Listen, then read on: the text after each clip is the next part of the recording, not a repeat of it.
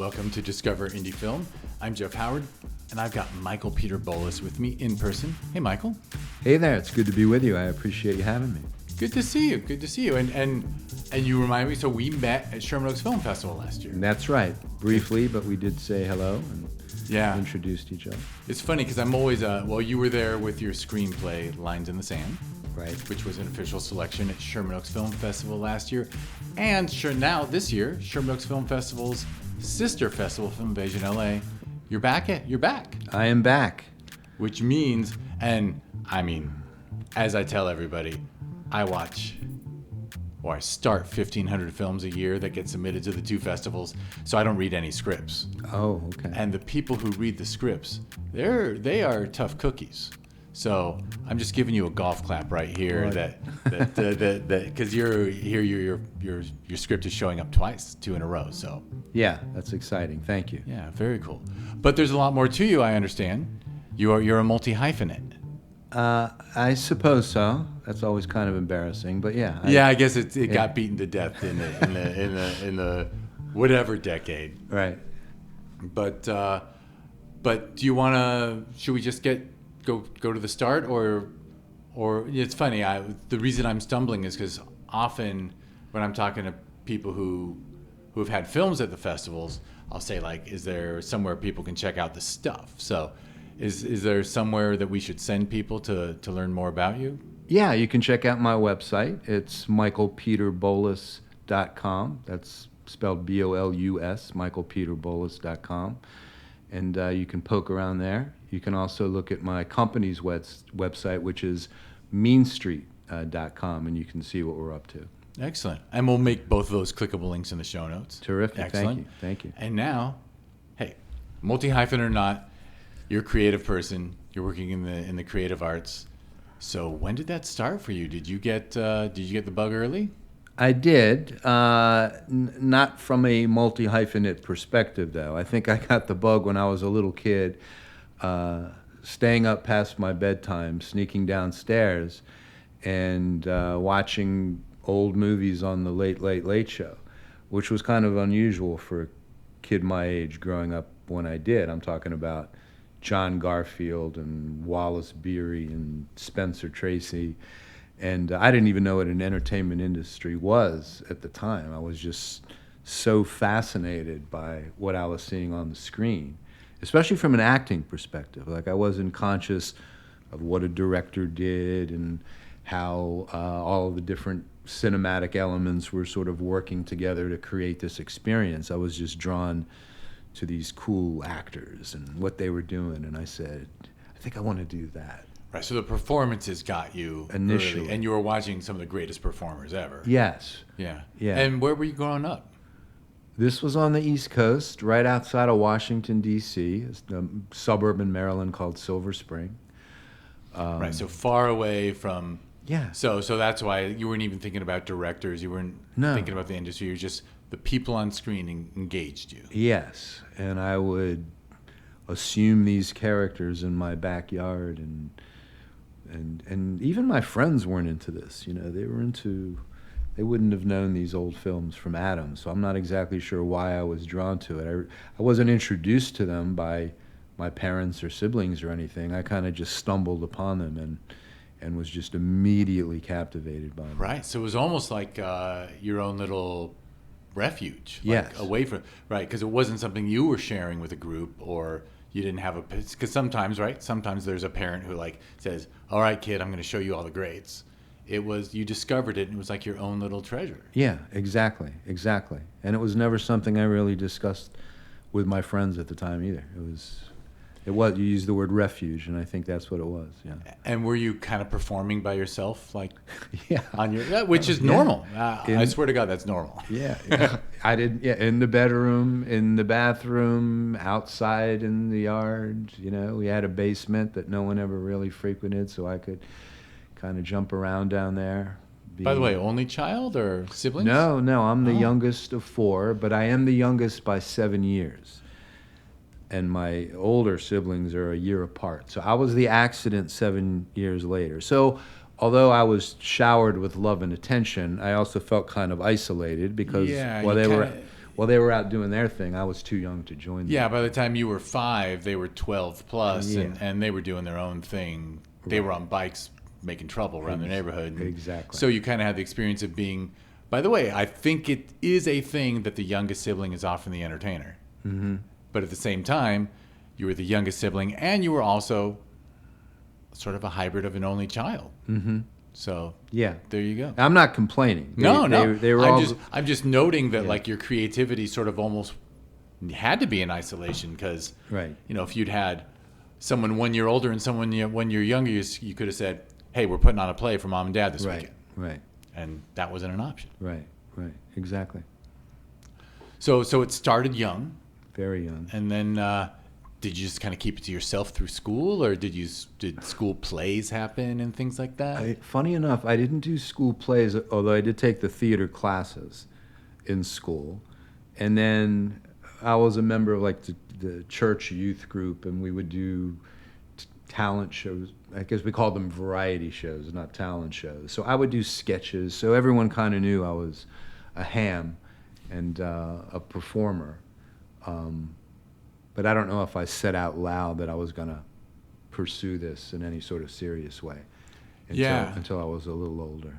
Yeah, and East Coast like that, suburban DC, it's not like the hammy kid, and people aren't saying, "Hey, why don't you go?" Yeah, like if you grew up in the San Fernando Valley, like Right. I grew up here, so like hammy kids were all told, "Hey, try to get in a commercial." Right. Yeah, exactly.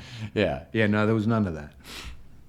none of that. And once I voiced it out loud that this might be something I want to study in college, for example, my poor father thought I was crazy, and he was right. And he wants to protect his kid. He doesn't want his kid to have to struggle. So it was, why don't you go to law school? And then, there's Silver Spring Stage here. You can do plays, to get that out of your system. I don't know if you use that term, but I think that's what he was thinking. And I was like, you don't understand. I'm not going to be content at Silver Spring Stage, as noble as those performers might have been.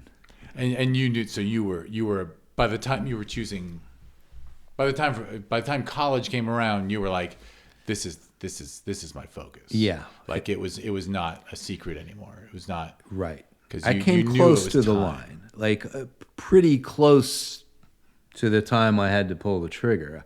I was still talking about maybe architecture, and then finally I said, no, I have to follow this, and I had no delusions. I knew it was going to be ridiculously, ferociously competitive, and that the chances of actually making a go out of it were really small.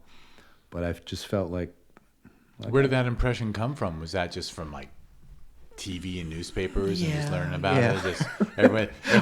I remember my dad printed something out for me, like saying the average salary for the average, whatever it was, doctor, lawyer, engineer, and actor, and it was some, ridiculous. He wanted me to see what I was staring down, because I knew he thought I was a smart kid and could have done whatever I wanted to do. So I just think he had a hard time wrapping his mind around pursuing acting, of all things. I won't name names, but a pair of parents in my family, when their son, around middle high school, decided he wanted to try acting and be an actor, and like they came to me and said, "What should we do?" And it was very much a thing. I'm like, he said to them, "If I end up a waiter who acts, I'll be a waiter who acts. Mm-hmm. That's what I care about." Mm-hmm. And I told them, as long as he knows that, right. As long as he's not saying, if he said, "I think I'm the next Tom Cruise," I'd say, "Oh, this kid's gonna be in for it." Right. But if he's literally saying, at a young age, "I know it's a struggle, but it's important to me," got to support it. Right. And I think I knew, like even in my early 20s, I knew I wasn't going to have Brad Pitt's career, So I had my head on straight that way. Yeah. But I did the thing. I got my degree in drama from USC, came out to the West Coast, didn't know a soul. That's pretty gutsy. Yeah, had a great time at USC. After graduation, went straight to New York and did the thing you're describing. Tended bar, started the theater company, and I was getting just enough attention. I couldn't make my living at it, but I was getting just enough to make me keep going. I had to guest star on Law and Order or that TV show. I got an equity play. I was still, I would say, struggling. But I was being teased. Like, yeah, you're close to this. I'm curious because going to USC, were you drawn back to New York because of your East Coast roots, or were you drawn to the stage? Because in my head, I'm wondering if you consider just staying in Southern California for the acting thing. I did. There was something about New York and the New York actor's life and the stage and enough TV and film that I might be able to keep one foot in that world that made me want to give it a try. In retrospect, I don't know if that was a good idea professionally. It probably wasn't, but I love my time in New York. Yeah. It was. And I would imagine from your graduating class at SC, most of your friends stayed. Yes. And they were like, well, I guess Michael's going to New York, but yeah, there's a lot of work in New York. There's a lot of all of a lot of theater too. Yeah. So, and that was when and how the Hyphenate started, like running this theater company. I said, well, I'm going to direct this, and I wrote a play that I handed to a very talented director friend of mine. He said, yeah, let's try that. So, and at some point, I felt like I was actually making more headway as a writer than as an actor, which was a surprise, because if you had told me that was going to happen after I graduated from USC, I would have laughed in your face. Yeah, because it was a acting performance degree, right? They didn't make you guys do a screenwriting class for a semester. No. Yeah, so there was literally, but that was in you. The writer was in you. Apparently, yeah. I joined a little writers group, and what I produced for that group probably wasn't very good, but it was like having a gym buddy, because it just kept me writing. We're meeting Thursday night, so I've got to have my thing ready, and it got me into the habit of writing, and I slowly started getting a little bit better at it, to the point where other companies would say, we'd love to produce your one act and that kind of thing. So not financially remunerative, but it kept me going. Yeah, and right, baseball analogies, but singles, right? Like getting some singles here and there. You don't need a home run. Right. You get some singles. Mm-hmm. And it's funny. I've after talking to people on this podcast for 9+ years, I feel like the writers who get involved with other writers and get involved in writers groups, those are the serious writers. Mm-hmm. Like the people who write at home and don't show it to anyone and keep it all internal. Until you show it to other people, it's just not real. Yes, 100%. Yeah. And the real turning point came when I was writing short one acts, vignettes, and we'd get them up on stage, and that was fun. That was a good learning experience. But then I tried my hand at a couple full-length plays, and then on a whim, I applied for a fellowship at something called the Boston Playwrights Theater, which was run by a literary idol of mine, a guy named Derek Walcott. I don't know if you know who that is, but he won the Nobel Prize in '92. He's better known as a poet, but he was a playwright.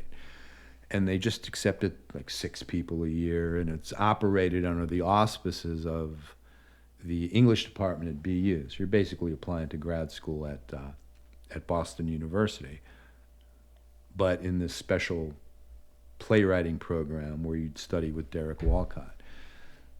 So on a whim, I submitted a play and an application, and I got accepted. And that's more like a triple. Yeah, that changed everything on a number of levels. Not just because these guys like my writing. I'm going to be studying with a Nobel laureate. The other thing though that happened is they gave me a teaching fellowship as a part of my financial aid package. So I taught my first college course. It was English 101, which was a course that all incoming freshmen had to take, in fiction, poetry, and playwriting.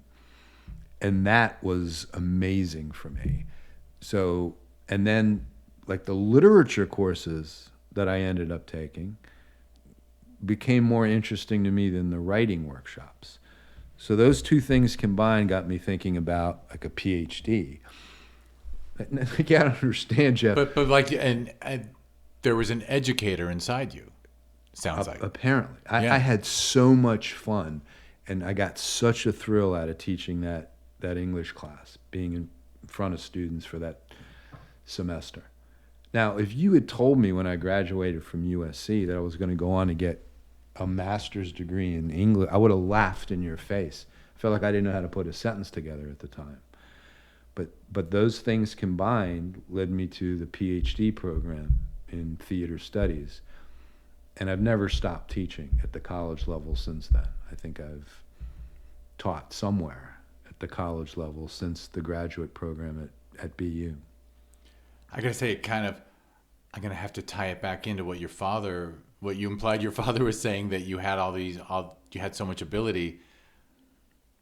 Like you did take advantage of your natural abilities. Like you're the intelligence you had that he thought might be wasted on an acting career, got a doctorate. Yeah. I hope so. Well, I'm saying it did. Yeah. Okay. Now, some might say, yeah, you stopped being hungry though. You found your safe little spot in academia, but it's allowed for a semi-comfortable life. Yeah. Well, I also think everybody I've ever known has acknowledged, although this could be biased growing up in the LA area, but the teachers are all performers. Mm-hmm. Teachers really have to understand how to grab attention and control a room. I think so. So a lot of these skills you learned, you needed, you were using. Like it wasn't completely unrelated in any way. It was very related. Yeah, I think that's true. Needless to say, every substitute teacher I had going to public school in LA was a. I found out after the fact. Oh yeah, they were all actors. Mm-hmm. Yeah, that makes sense. Yeah, that makes sense. So excellent. So you get the doctorate, and so you've been teaching at the university level. That's I've only taught at the university level. And you, well, where'd you go right after BU? Did you? I went back to New York to get the PhD at the City University of New York Graduate Center, which has a really, I think they still do, but they certainly had a pretty high-profile theater studies program. It wasn't performance-based. We're talking history, criticism, dramatic literature. It was an academic angle on the theater. I loved it.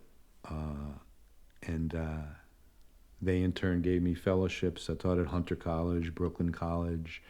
And then I finally got a great gig at NYU at the Tisch School of the Arts.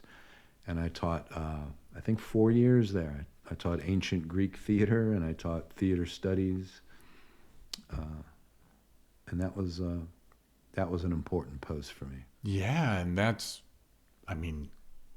talk about the heart of all drama. Mm-hmm. I realize human beings have been telling stories since the cave painting days, but still teaching Greek drama at NYU, it must have felt fantastic. It really did. And I was introduced to it rather late. Of course, you touch upon it when you're an undergraduate, but it wasn't until that master's program where I took a course in ancient Greek theater with a woman named Sarolta Takis, and it just was mind-blowing to me. Once I really did a deep dive into those ancient works, I was just fascinated. And once you're in academia, were you not thinking about acting? No, I was always thinking about acting. I had a manager and would get the occasional audition. And even during this time that I'm describing right now, I was still getting, guest starring or co-starring roles on you can Law and Order and shows called Swift Justice. And again, enough just to tease me along. Like, don't give up, you're getting stuff. So yeah, I must have been cool for your students too, to like every once in a while catch you on TV. Yeah, they got a kick out of that. I would think they got a kick out of that. Yeah. And so you're in New York and you're doing. Talk about the perfect place to combine academia with acting is NYU or anywhere, and I assume in Manhattan. But so eventually you what led to you coming back to California? Well, or am I making you skip something important? No, the only thing I would add before that is I was still writing plays, and I got Right, a pretty high profile literary agent called Helen Merrill, and it was around that time that I got my first sort of real production of a play. It was workshopped up in Boston, but then it had its world premiere at the Berkshire Theater Festival, which was huge for me. I spent the summer up in the Berkshires while a guy named Peter Bolus directed my play about Ezra Pound, the English poet. So there was a lot going on. Fell in love, and I was a little long in the tooth at the time, so I thought, well, if we're going to start a family, we're probably going to have to do it pretty quickly.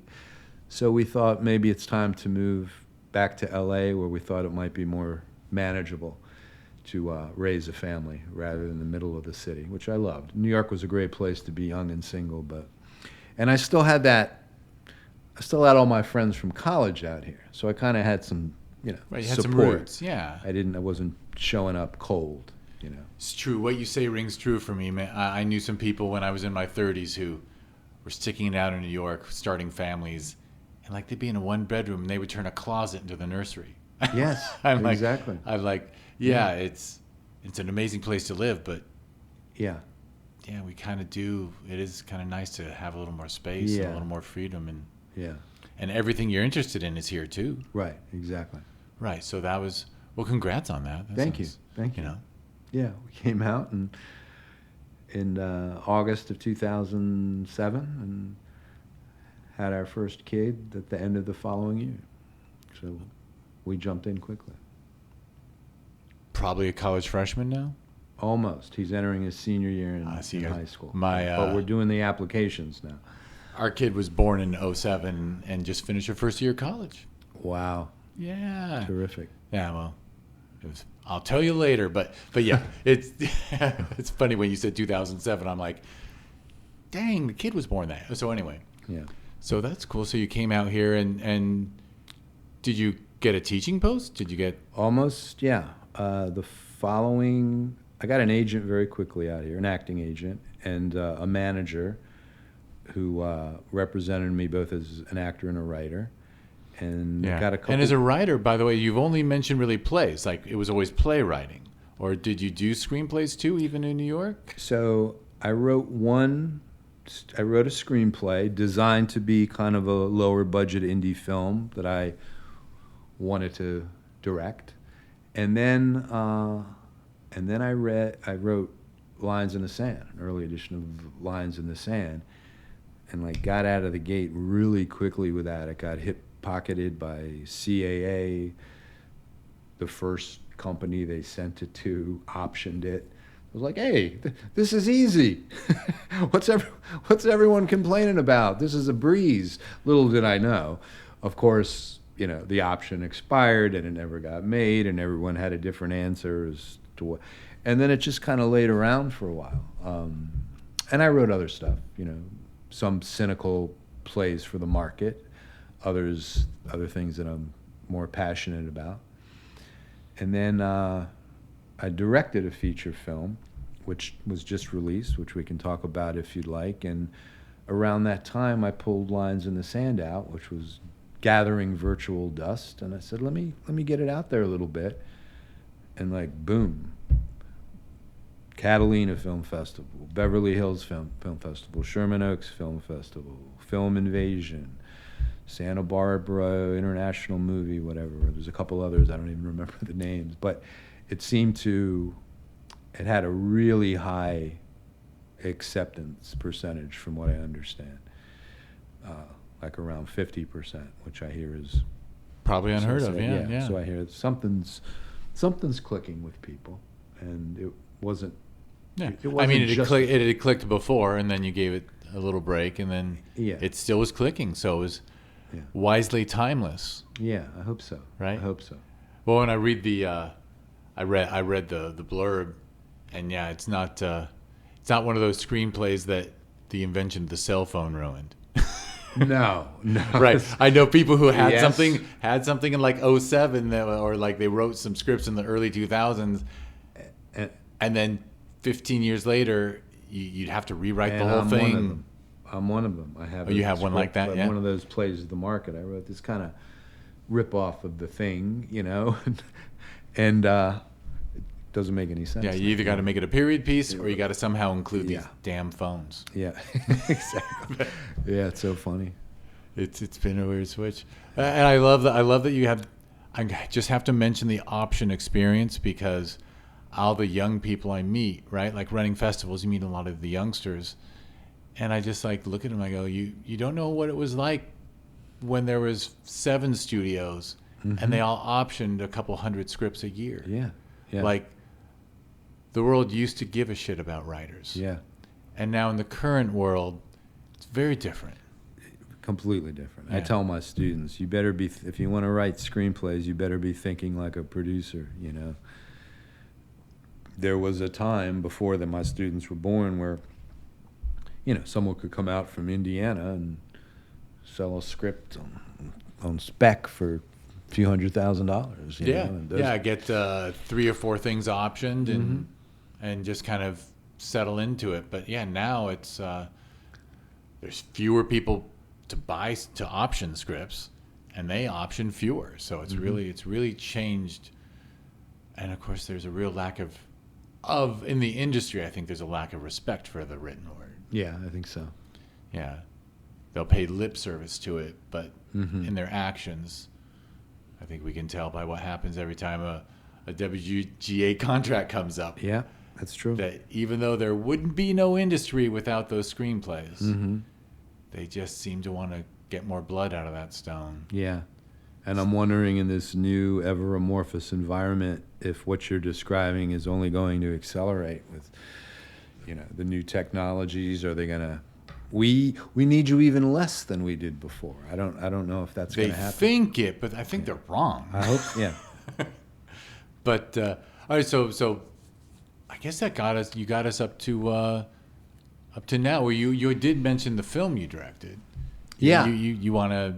Sure. Where was that during when Lines in the Sand was gathering virtual dust? Is that when that one happened? Yeah, we got started on this a few years ago, and it was just released actually a few weeks ago on Amazon Prime.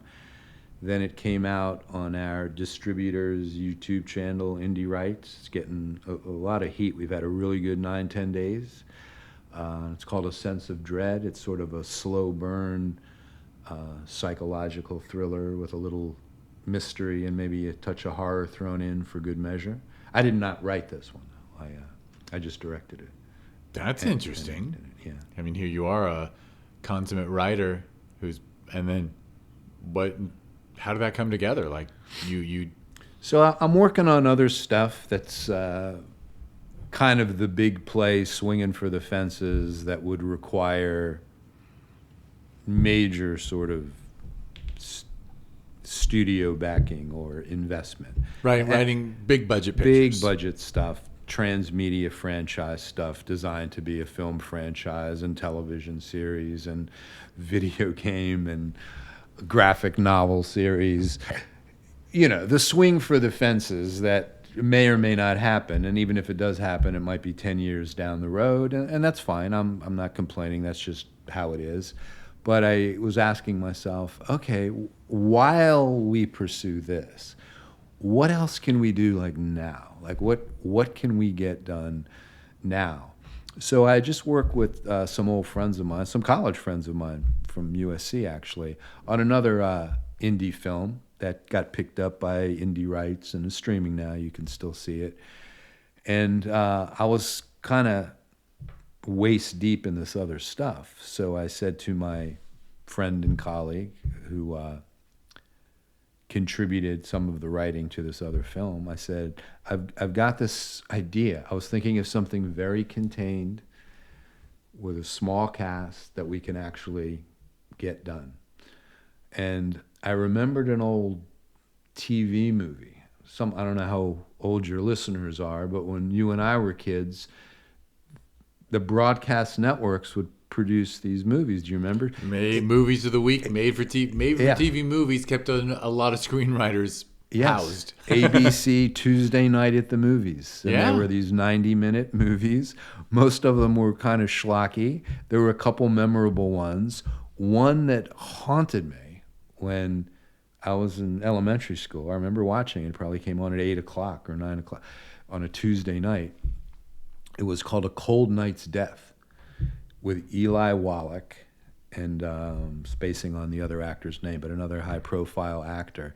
And it was basically the two of them in this isolated Arctic station, scientific research station, and these weird things start happening. So for some reason, that stuck in my head, and I said, hey, I said to my friend Greg, I said, can we come up with something like this? And I just kind of described the atmosphere and the contained nature of it. He said, it's funny you bring this up. I have an idea for something. And he sent me the first draft of what became A Sense of Dread. And I said, this is it. All we need is a location. If we can find a location, we can actually get this done. So we've another actor in the film found this location up in California City, which is this strange kind of desert town. These abandoned hangars, airplane hangars, and this little airstrip, and it was just perfect for the story. And we shot up there, and we're really proud of the result. And it just came out a couple weeks ago. Nice. So I hope everybody checks it out. Very cool. Very cool. Yeah, we'll link to it. We can link. Great, thank you. There's that justwatch.com, so it'll take people to oh, terrific. Right? It'll take people wherever they can catch it. Yeah. Well, you said it's on. I know Indie Rights has their own streamer, but they also put stuff on all the AVOD platforms. Exactly. Right? Yeah. So right now you can for rent or purchase on Amazon Prime. It's free on Indie Rights YouTube, and I think within a week or so it'll be on the Tubi and Fossum and the rest of them. Yeah. By the end of this month. Very cool. If people want to check Very it cool. out. Yeah. I love this. I love that what you said about the location too, because I gotta admit, those kind of abandoned towns, so cinematic. I'm fascinated by them. Yeah. And well, I'm not gonna sound like a whiny festival runner, but I see a lot of submissions, and so many people just set something in their apartment, Yeah. and I'm like, just go out to the freaking desert. To me, that was like half the movie. Yeah. Because it's a slow burn. It's very atmospheric. I hope very atmospheric, and for me, that location really had to pop. And the moment I saw it, I said, "We can do this here." This is great. Hey, once you have a good location, and then that's a production value, and then good acting is a production value. Mm-hmm. Yeah. If the script was good, yeah, 100%. Yeah. And that was because you'd reach a point where you were ready to produce something. You thought like a producer, and you. Yeah, exactly. Yeah. Let's do something. What are we waiting for? And you solely directed? And acted in it. You hopped in front of the camera. Yeah. Mm-hmm. Had you and you'd been keeping your chops. You've been keeping your acting muscles. Yeah. Shape Since I've been out the whole here, time. I did, How to Get Away with Murder and NCIS and Law and Order L.A.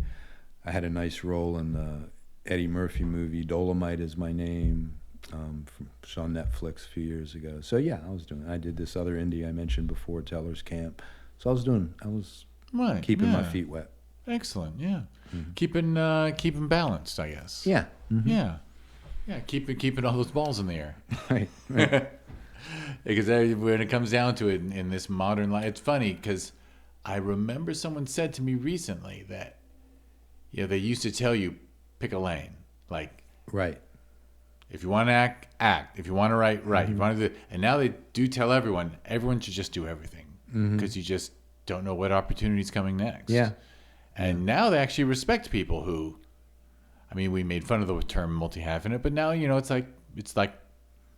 it's not a joke anymore when actors write and actors direct and writers direct and, heck, even sometimes I see a director act who you wouldn't have, I always mention Schizopolis when I'm like, man, Soderbergh could act. Who knew? 100%. Yeah, so. Scorsese's a wonderful actor. Actually, he is. Yeah. Yeah. And I'm going old school now, but In fact, his scene in Taxi Driver is the only one I remember. Oh, it's fantastic. And did you see Round Midnight? Yeah. He has a scene in that. He's just off the charts. He's great. I'm going old school now, but I was just reading an article about Chinatown. I was thinking John Huston, terrific actor. Sidney Lumet ended up having some really wonderful acting roles. Not Sidney Lumet, though. Sidney Pollack. I'm sorry, Yeah. Sidney Pollack. Yeah. Yeah, in fact, he was hilarious. He was in Tootsie, Yeah. right? He was hilarious in Tootsie. Eyes Wide Shut. He was in the Yeah. Kubrick film. Yeah, I know all these. Yeah, sometimes I think of Hollywood.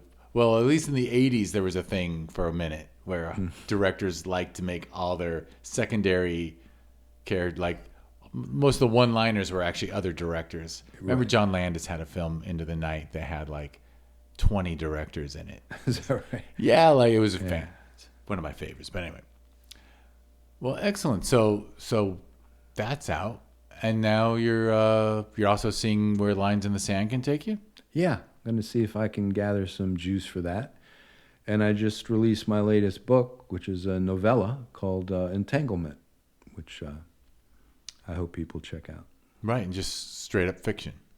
This is a sci-fi novella. Sci-fi novella. Which is generally not something I was drawn to, but I became fascinated by these topics and tried to sort of combine them. I mean, there is an argument that it's hard to... I'm about to joke that technology has infiltrated every aspect of our lives at this point, so how do you not write a sci-fi script? Yeah, right. Or sci-fi story. Yeah. So you wrote a novella. Had you written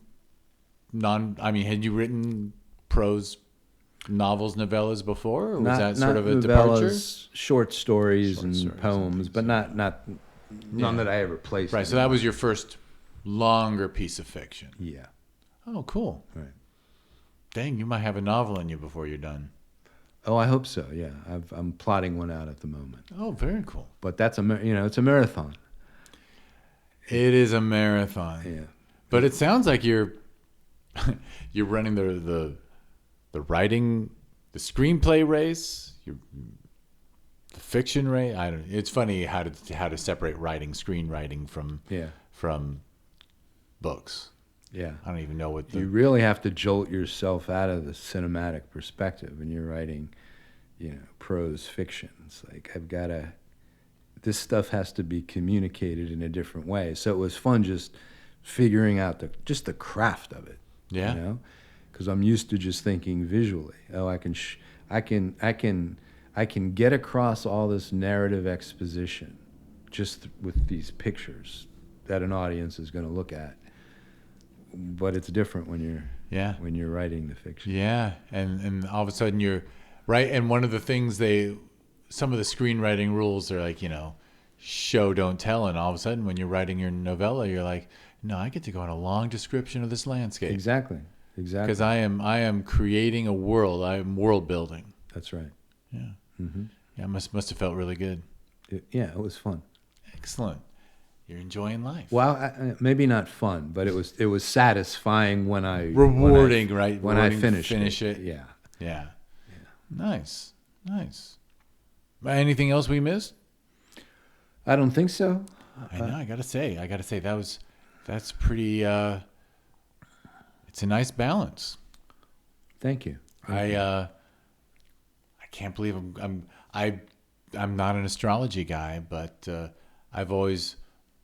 I'm a Libra, so I always joke that I'm always trying to keep things balanced. I'm like, are you?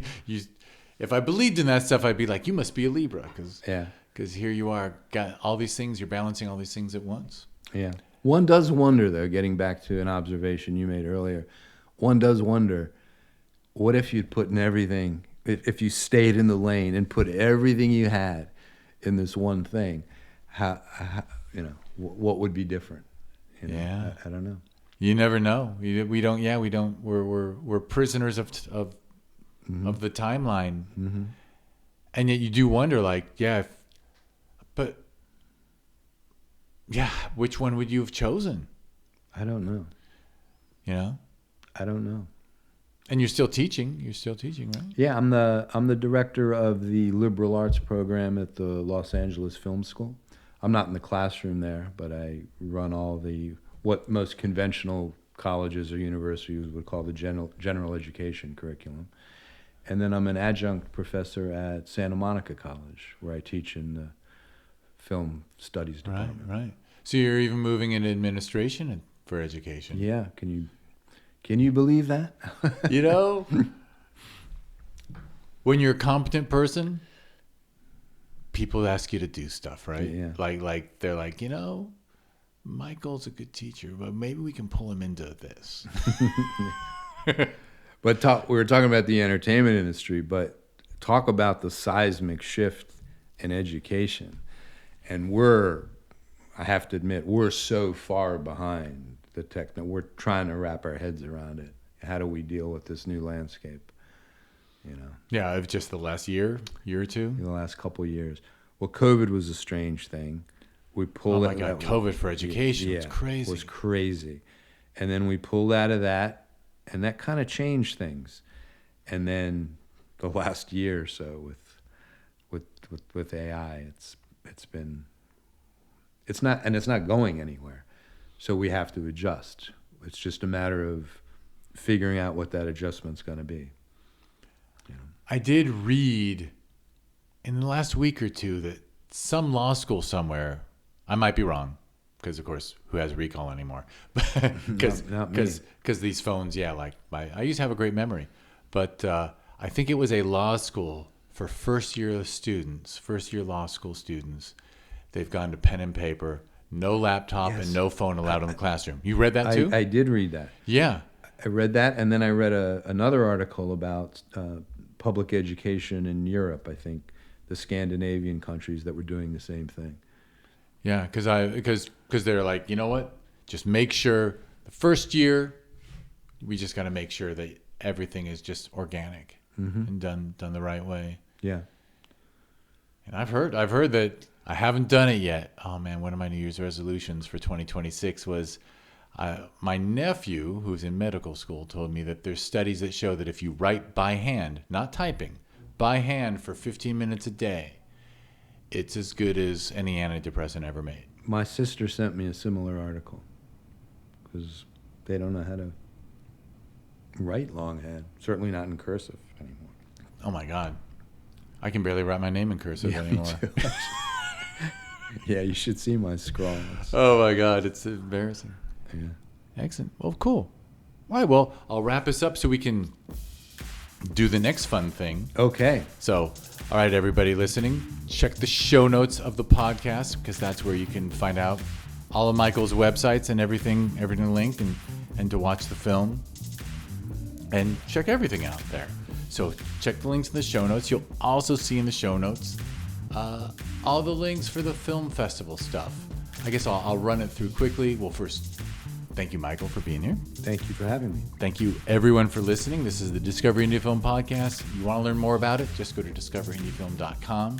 On social media, it's always at DIFWins. I quit social media in January of 2025, so it's been over a year and a half, and that's just my way of saying feel free to write to the podcast at DIFWins on all the social media. But my wonderful podcast producer, Karina, will be answering those because, I just got to stay away from it. I don't blame you. Yeah, well, you'll appreciate this because you're a writer. I quit it for, people hear January 2025. They might know why I just didn't want to look at it anymore. But 4 days later, unplanned, I picked up a book that had been on my nightstand for like a year. There you go. My brain just said, hey, we're not looking at a phone anymore at night. Why don't you pick up that book you wanted to read? Good for you. And I read 3 last year. I got 1 going now, but it's hard to work in time. But anyway, I got to talk about a tangent. All right, so. No, that's a good one. Go. 2026, I said 10 to 20 pages a day. I can find the time for 10 to 20 pages a day. That's maybe 10, 12 books a year, Yeah, absolutely. Excellent. All right, well, so that's discoverindiefilm.com for the podcast. If you go to discoverindiefilm.org, that is the nonprofit that runs 2 festivals in the LA area, Sherman Oaks Film Festival and Film Invasion Los Angeles. I will have to brag that they are both in Film Freeway's top 100 best reviewed list. because our jokey little slogan that was christened upon us by an alumni, a dude said to me about 6-7 years ago, he goes, this is the festival that gives a shit. and I always told people, well, like when people be like, hey, I had a really good time at the festival. I'm like, yeah, well, everyone here gives, like, everyone on our staff cares. We've all seen the films, read, you know what I mean? So anyway, so we put it on our shirts. You need to put that on your banner. It's on our t-shirts. Oh, great. And coffee mugs. Great. I didn't have the guts to put on a banner.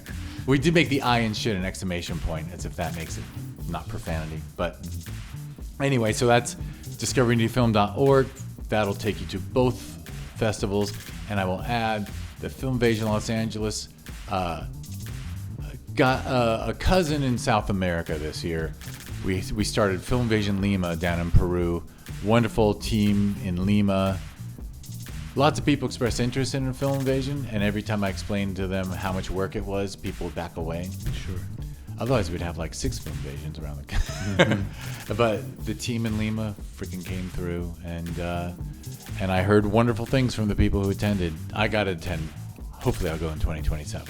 That would be great. It's going to be Valentine's weekend, so hopefully my wife wants to go to spend Valentine's weekend. It's also President's Day weekend, so we got a 3-day weekend. So hopefully I'll get to see Lima. All right. Make it happen. All right. Thank you, Michael. Thank you. And thank you, everyone, for listening.